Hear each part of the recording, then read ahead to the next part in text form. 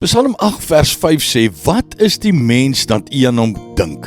En die mensekind dat u hom besoek. God het ons manlik en vroulik geskep om net soos hy te lyk en op te tree. En as die kersie op die koek, het hy ons met heerlikheid en met eer gekroon. Ons het nie ontwikkel om 'n bietjie hoër as 'n aap te wees nie. 'n Goddelike wese het ons ontwerp om 'n bietjie laer as die engele te wees. As ons daardie aap besigheid ontmasker, verander dit alles. Geskep 'n bietjie laer as die engele na die beeld van God, is ons nie net 'n stap bo dier nie. Ons het 'n ander natuur, 'n ander karakter. Dit is nie die mensdom se natuur om soos 'n dier op te tree nie. Ons is vir meer geskep, om die beeld van ons Skepper te weerspieël. God het ons manlik en vroulik geskep, ewig gewaardeer en geliefd. Ons verskille laat die wêreld voortgaan soos God dit ontwerp het. Hy het Adam en Eva opdrag gegee om vrugbaar te wees en te vermeerder. Dit beteken kinders, nie motors of huise of woonstelle nie. God het Adam in 'n diep slaap laat val en 'n rib uit sy sy geneem om die vrou te skep. Hy het nie van Adam se kop